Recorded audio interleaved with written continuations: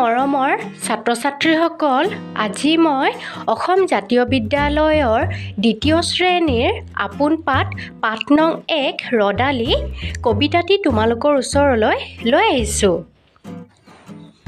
ৰদালি, পুৱাৰ ৰদালি ৰাংঢালি ৰাঙলী, পূবেদি ওলাই পোহৰ বিলাই।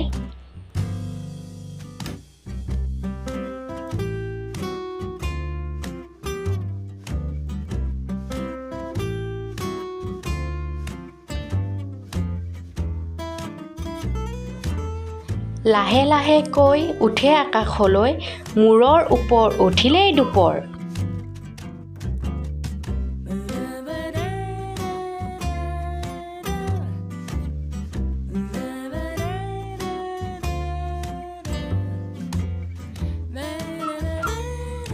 লা দিলে হয় আবেলি সময়, লুকালে ৰদালি পায়হি গধূলি।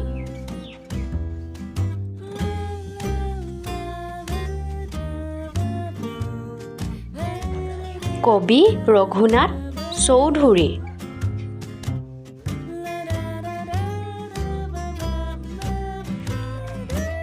এক নম্বৰ, অৰ্থৰ সৈতে চিনাকি হওঁ আহা।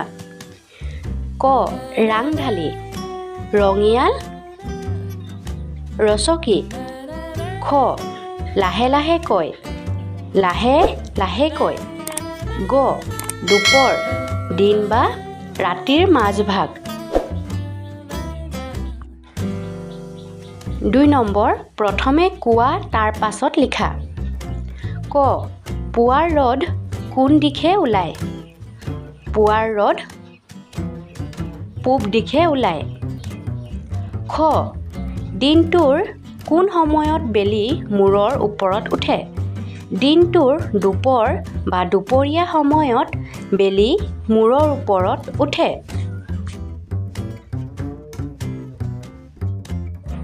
গ দিনৰ বেলিটো কেতিয়া লুকায়?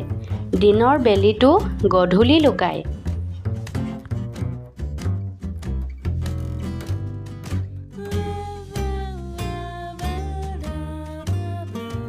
৩ নম্বৰ, সোঁফালৰ লগত বাওঁফালৰ মিলাই লিখা।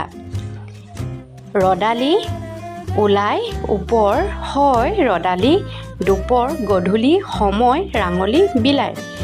এইখিনি কি হৈছে? আমি শেষৰ আখৰটো মিলাই লিখিব লাগিব। ইয়াত চোৱা, ৰদালি ৰাঙলী, ওলাই বিলাই, ওপৰ দুপৰ, হয় সময়, ৰদালি গধূলি। দেখিলানে? আমি শেষৰ আখৰ মিল থকা আমি লিখিলোঁ। মৰমৰ ছাত্ৰ-ছাত্ৰীসকল, তোমালোকৰ এই ভিডিঅ'টি তোমালোকৰ বাবে যদি সহায়ক হৈছে তেনেহ'লে মোৰ চেনেলটি লাইক, শ্বেয়াৰ আৰু ছাবস্ক্ৰাইব কৰি দিবা। ধন্যবাদ।